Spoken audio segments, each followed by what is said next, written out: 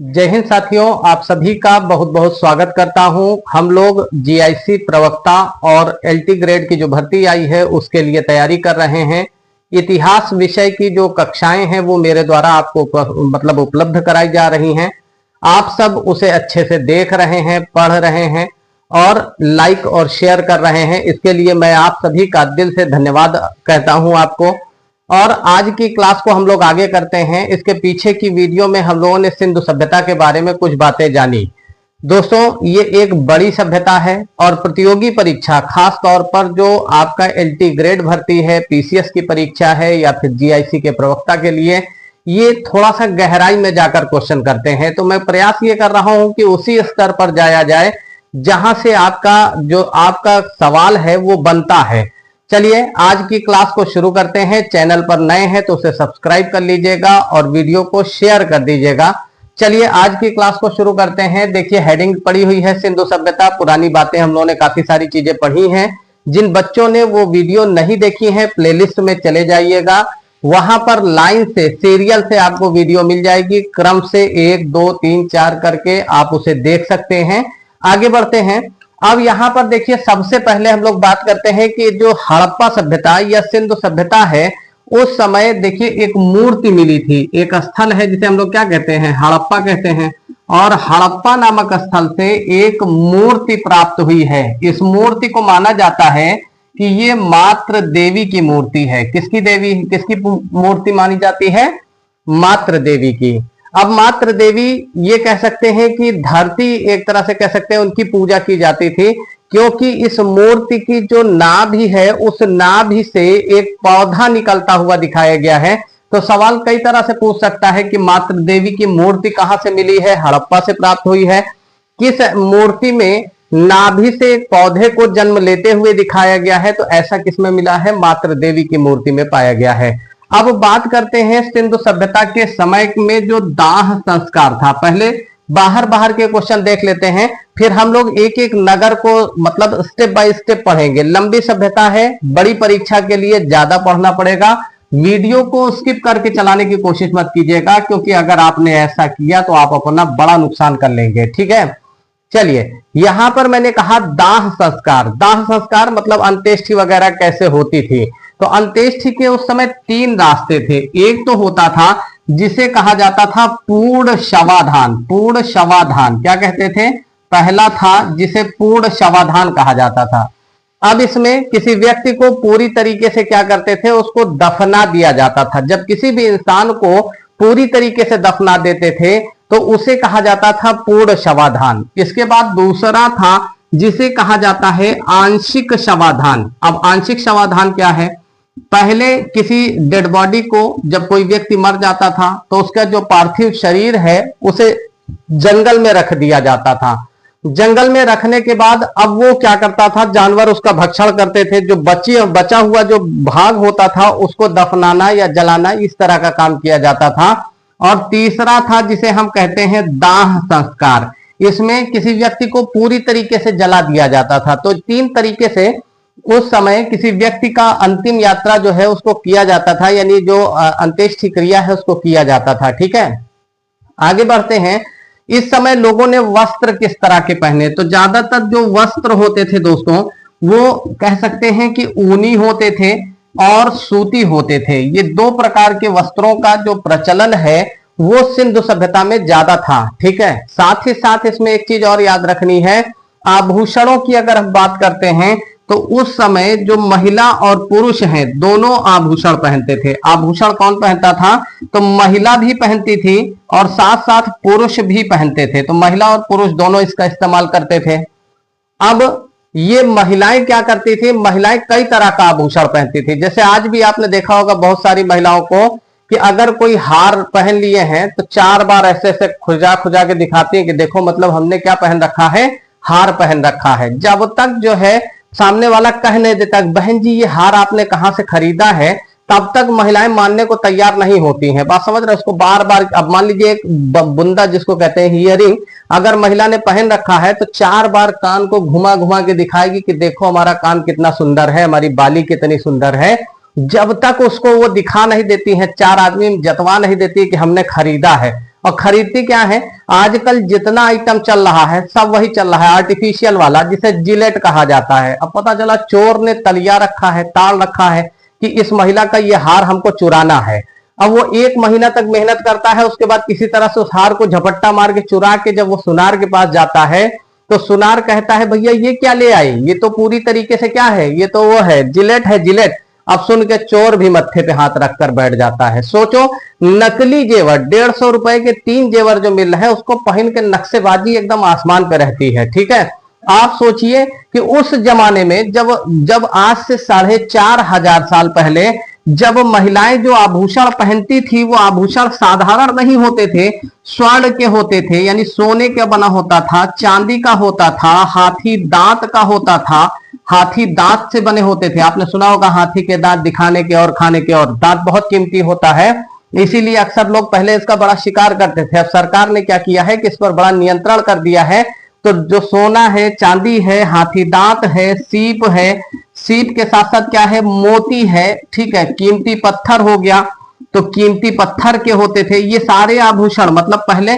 और घमंड बिल्कुल नहीं होता था। आजकल की महिलाओं को देखो, जरा सा पहना नहीं कि तुरंत उड़ना शुरू कर देती हैं, ठीक है। तो याद रखिएगा कि जो आभूषण होते थे वो सोना, चांदी, हाथी दांत, सीप, मोती, इन सब चीजों के बने होते थे। ये जो आभूषण थे ये कई तरह के होते थे। जैसे आजकल क्या होता है, एक होता है जिसको कहते हैं कंठहार। कंठ माने जानते हैं क्या है? कंठ माने होता है गला, जो गले में पहनने वाला हार, वही नेकलेस जिसको कहा जाता है, ठीक है। तो कंठहार। दूसरा आभूषण होता था जिसको कहते थे कर्णफूल। क्या कहते हैं? कर्णफूल। कर्णफूल मतलब ये कर्ण माने कान हो जाएगा, और फूल का मतलब आप जान रहे हैं कि बाली, बुंदा जो भी महिलाएं पहनती है जिसको हियरिंग कहा जाता है। तो ये दूसरा आभूषण हो गया। इसके अलावा एक आभूषण और होता था जिसे भुजबंद कहते थे। ज्यादातर जो भुजबंद होता था दोस्तों, ये भुजा पर पहना जाता था। तो ये याद रखना है कि भुजबंद जो है, भुजबंद वो भुजा पे पहना जाता था। ऐसा नहीं कि खाली महिलाएं ही आभूषण पहनती थी, पुरुष भी आभूषण का प्रयोग करते थे, लेकिन पुरुष ज्यादातर क्या करते थे, वो अंगूठी का प्रयोग करते थे। तो कंठार हो गया, कर्णफूल हो गया, इसके अलावा क्या हो जाएगा, भुजबंद हो गया। ये सब उस समय के आभूषण थे। भुजाओं पर देखा होगा महिलाएं अक्सर बांधे रहती हैं। और साथ ही साथ ये ध्यान रखना है कि जो पुरुष है वो ज्यादातर किस चीज का प्रयोग करता है, तो पुरुषों के लिए अंगूठी होती थी।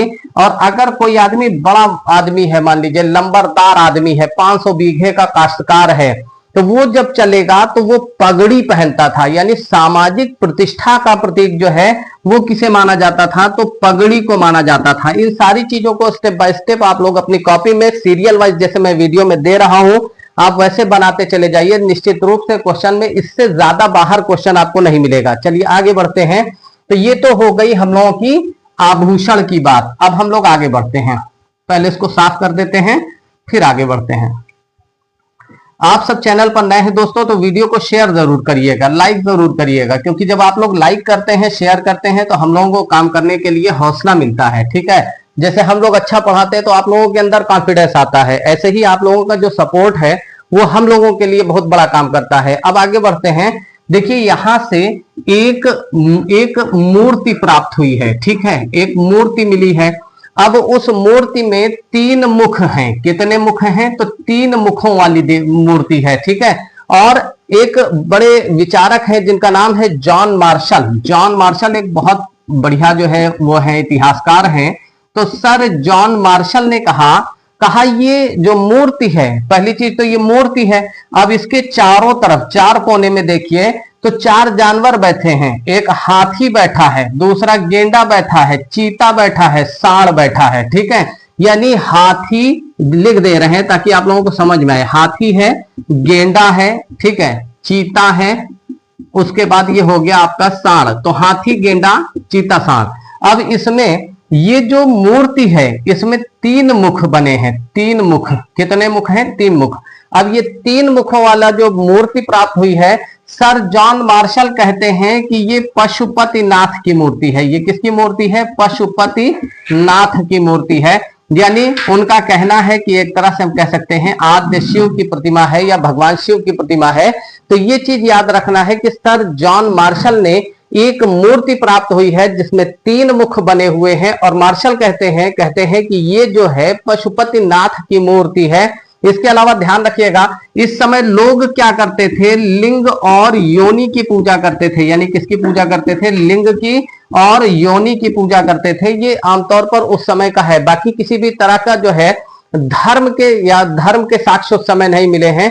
इसके अलावा दो स्थल ऐसे हैं जिनमें से एक तो है कालीबंगा, पहला स्थल है कालीबंगा और दूसरा है कालीबंगा। आपने बहुत नाम सुना होगा इसका, तो कालीबंगा हो गया और दूसरा स्थल है रंगपुर। ये दो स्थल ऐसे हैं दोस्तों जहां से कच्ची ईंट प्राप्त हुई है। यानी ये कह सकते हैं कि यहां पर जो है कच्ची ईंट के मकान बने होते थे। बाकी जगहों पर क्या हुआ है कि सभ्यता में जो पूरा का पूरी सभ्यता है वहां पर पक्की ईंटों का प्रयोग किया गया है। ठीक है, आगे बात करते हैं।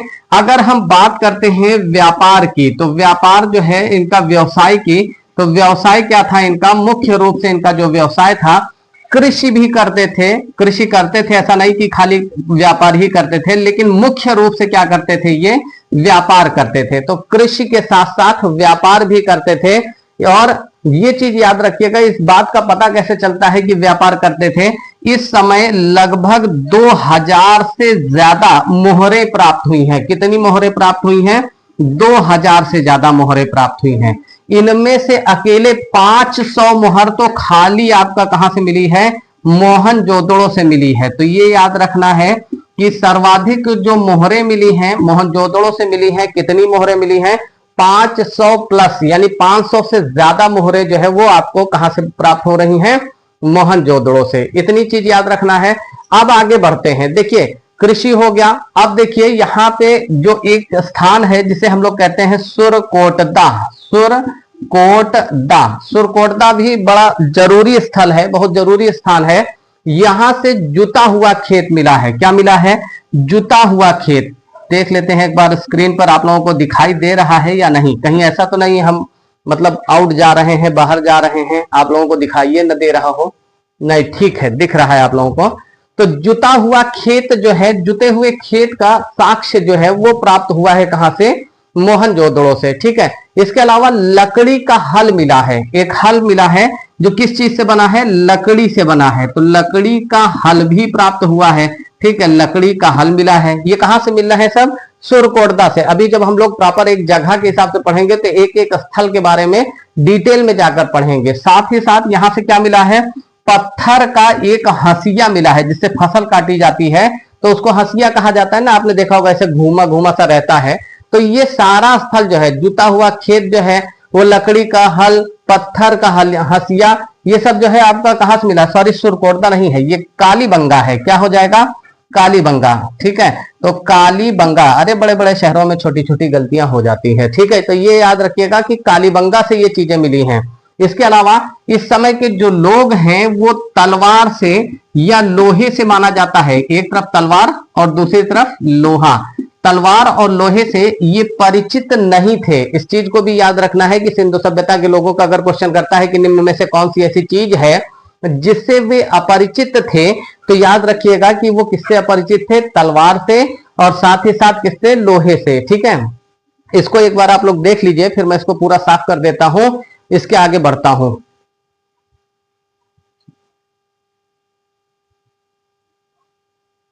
चलिए अब बात करते हैं, मैंने साफ कर दिया। अब बात करते हैं हम लोग सिंधु सभ्यता की लिपि की। देखिए एक चीज याद रखिएगा, लिपि का मतलब जो चीजें उस समय लिखी गई हैं। गलत मार्कर पकड़ लिए, कोई बात नहीं। तो जो लिपि है, वो लिपि जो है इस समय की, वो कह सकते हैं कि जो सिंधु सभ्यता की लिपि है वो भाव चित्रात्मक थी। कैसी है, तो भाव चित्रात्मक। अब भाव चित्रात्मक का मतलब क्या है, इसमें जो है चित्र वगैरह पाए गए हैं। इस लिपि में कुछ लिखावट आपने देखी होगी जिसमें तरह तरह के चित्र, अलग अलग तरह के चित्र आ जाते हैं। तो जो सिंधु सभ्यता की लिपि है वो भाव चित्रात्मक है। इसमें जो पहली लाइन है वो बाएं से दाएं की ओर और दूसरी लाइन दाएं से बाएं की ओर लिखी जाती थी, और इस टेक्निक को ही कहा जाता है बाउस्ट्रोफिडन। तो पूछा जाए अगर कि किस विधि से लिखी जाती थी, तो उसको कहा जाता था बाउस्ट्रोफिडन। बाउस्ट्रोफिडन विधि कहा जाता था। इसे आज तक पढ़ा नहीं जा सका है, यानी सिंधु सभ्यता की जो लिपि है वो अपठित है इस समय। अभी तक भी हम लोग उसको क्या हुआ, अगर हम लोग ट्रांसलेट कर जाते तो हम लोग बहुत कुछ जान सकते थे उस सभ्यता का विनाश वगैरह, या उस समय के विनाश के पहले तक की जो घटनाएं हैं उनकी हमको जानकारी मिल जाती। लेकिन दुर्भाग्य है कि आज भी हम सिंधु सभ्यता की जो लिखावट है उसे पढ़ नहीं पाए, और इसीलिए इसको एक आद्य ऐतिहासिक सभ्यता में रखा जाता है। यहाँ पर विशेष बात यह है दोस्तों कि ये जो लिपि है, सिंधु सभ्यता की जो लिपि है, इसमें कुल 400 अक्षर मिले हैं। कितने अक्षर हैं? 400 अक्षर मिले हैं, और 64 मूल चिन्ह मिले हैं। मूल चिन्ह का मतलब क्या है? मूल चिन्ह का मतलब ये होता है कि 64 शब्द या अक्षर ऐसे हैं जो बार बार कहीं ना कहीं देखने को मिल गए हैं। ठीक है, तो बाकी के अक्षर तो है तो 400, लेकिन उन 400 में 64 मूल अक्षर है, 64 मूल चिन्ह है जो बार बार हमें देखने को मिल जाते हैं। यानी घुमा घुमा कर कहीं ना कहीं उन अक्षरों का इस्तेमाल लिखने में ज्यादा किया जाता है। इसके अलावा देखिए, अगर बात करते हैं पशुपालन की, देखिए पशुपालन की हम लोग बात कर रहे हैं। जो पशुपालन था इस समय, यानी पशुओं को जो पालना था, कई तरह के पशु पालते थे। वैसे तो हम कह सकते हैं भेड़ को पाला जाता था। ठीक है, लोग भेड़ को जानते थे। बकरी से भी परिचित थे। बकरी जिसे छोटी कह सकते हैं, एक तरह से गरीबों की गाय कहा जाता है। ठीक है, कभी भी क्वेश्चन कर ले कि गरीबों की गाय किसे कहेंगे, तो बकरी हो जाएगा। इसके अलावा ये लोग बैल से भी परिचित थे, बैल की भी इनको जानकारी थी। साथ ही साथ यानी बकरी हो गया, भेड़ हो गया, बकरी हो गया, बैल हो गया, और एक खास बात याद रखिएगा कि सुअर से भी ये परिचित थे। और यहां पर एक सबसे चौंकाने वाली बात कि जो गुजरात है, गुजरात राज्य, वहां के लोग जो है ज्यादातर हाथी पालने के बड़े शौकीन थे। कहते हैं हाथी पालना आसान होता है, लेकिन हाथी खिलाना क्या होता है, बहुत कठिन होता है। लेकिन जो गुजरात के लोग थे वो क्या करते थे, वो हाथी पालने के शौकीन थे। इसके अलावा इस समय पूरी सभ्यता में बहुत सारी मोहरें मिली हैं। उन मोहरों में बहुतायात से जो कुबड़दार वृषभ है, यानी कुबड़ वाला जो सांड होता है ना, उसके चिन्ह जो है बहुत ज्यादा मिले हैं। तो कुबड़दार वृषभ जो है, वृषभ बहुत पाया गया है, चाहे वृषभ कह दीजिए या सांड कह दीजिए, ये बहुत मात्रा में पाया गया है। इससे पता चलता है कि जो कुबड़ वाला सांड है वो इनका क्या है, प्रिय पशु है। प्रिय पशु अगर कभी भी पूछता है कि किसको कहा जाएगा, तो कुबड़ वाले सांड को प्रिय पशु कहा जाता है। यानी पवित्र पक्षी की अगर बात करता है, पक्षी जो है वो फाख्ता को माना जाता है। अब फाख्ता क्या है? फाख्ता आपने देखा होगा, हल्का सा भूरे रंग का होता है, कबूतर की तरह गुटुरगु गुटुरगु वो भी कुछ करता है। पिड़की जिसको कहा जाता है, यहाँ पर तो पिड़की कहा जाता है, आप यहाँ क्या कहते हैं उसको आप कमेंट में बताइएगा। तो ये चीज याद रखना है। साथ ही साथ घोड़े के जो है अस्थिपंजर पाए गए हैं सुरकोटदा से। घोड़ा जो है उसका कुछ अस्थिपंजर मिला है। अस्थिपंजर मतलब हड्डियां वगैरह मिली है। अब समूचा घोड़ा तो बचा नहीं रहेगा, इतनी लंबी तो आयु होगी नहीं, तो उसके अस्थिपंजर पाए गए हैं। कहां से मिले हैं? ये मिला है सुरकोटदा से। कभी भी क्वेश्चन करता है कि कहां से मिला है, तो सुरकोटदा नामक स्थान से क्या मिला है, घोड़े के अस्थिपंजर मिले हैं। इसके अलावा ध्यान रखना है कि बर्तन प्राप्त हुए हैं। सिंधु सभ्यता में काफी सारे बर्तन मिले हैं, और ये बर्तन ज्यादातर कभी कभी बहुत ज्यादा डीप में जाकर पूछेगा तो कहेगा ये जो बर्तन मिले हैं किस कलर के हैं। तो याद रखिएगा, या तो लाल रंग मिलेगा या तो काला। लाल और काला, यही दो रंग ऐसे थे जो उस समय प्रचलन में थे, जिनका ज्यादा इस्तेमाल होता था। और जो बर्तन मिले हैं वो लाल और काले मिले हैं। इतनी चीज याद रखिएगा। जो मोहरें हमने आपको बताया कि लगभग 2000 से ज्यादा मोहरें मिली हैं, जिनमें से 500 से ज्यादा मोहर तो खाली आपको मोहनजोदड़ो में मिली हैं। ये जो मोहर थी इनका आकार कई बार पूछ लेता है, तो याद रखिएगा बेलनाकार, बेलन के आकार की हैं। ठीक है, बेलनाकार भी हैं। इसके अलावा घनाकार, घन के आकार की मोहरें भी मिली हैं। तो बेलनाकार भी मिल गई हैं, घनाकार भी मिल गई हैं। कुछ मोहरें ऐसी हैं जो आयताकार हैं। कैसी हैं? आयताकार, यानी आयत के आकार की हैं। तो तीनों चीजें याद रखनी है, बेलनाकार भी हैं, घनाकार भी हैं और आयताकार भी हैं। इसके बाद देखिए, जो आपका लोग इंटरनेशनल, चूंकि उस समय ट्रेड होता था, अंतरराष्ट्रीय व्यापार होता था, अब वो व्यापार में क्या करते थे, वो नीलम वगैरह मंगाते थे। ठीक है, नीलम, नीलम एक आपने सुना होगा कीमती धातु है, तो नीलम मंगाया जाता था। अब सवाल पूछता है कभी कभी कि नीलम और पन्ना और पुखराज ये सब कहां से मंगाते थे, तो इसमें ध्यान रखिएगा कि नीलम हो गया, पन्ना हो गया, पुखराज, ये सब क्या है, कीमती धातु है। तो पुखराज ये कहां से मंगाया जाता था, तो बदख्शा नामक स्थान से। बदख्शा क्या है? बदख्शा एक स्थान है जो अफगानिस्तान में स्थित है। पूछा जाता है कि ये चीजें कहां से मंगाता था भारत, या उस समय जो सिंधु सभ्यता के लोग थे वो कहां से मंगाते थे, तो अफगानिस्तान से ये सारी चीजें मंगाई जाती थी, उनको आयात किया जाता था। एक और कीमती धातु है जिसको फिरोजा कहा जाता है। ठीक है, आप लोग गूगल पे सर्च करिएगा, देखिएगा फिरोजा, हालांकि सामने से मैंने नहीं देखा है, नेट पर देखा है। फिरोजा नाम की एक बहुमूल्य धातु होती है, जैसे सोना चांदी कीमती होता है वैसे ही फिरोजा भी होता है। तो फिरोजा जो है ये ईरान से मंगाया जाता था। तो कभी कभी कहते हैं कि कौन सी चीज का व्यापार होता था, कहां से मंगाते थे, ये चीज याद रखना है। ठीक है, आशा कर रहे हैं कि ये सारी चीजें जो जानकारियां मैंने आपको दी हैं वो आपको अच्छी लगी हैं, और निश्चित रूप से इससे बाहर का क्वेश्चन नहीं आएगा।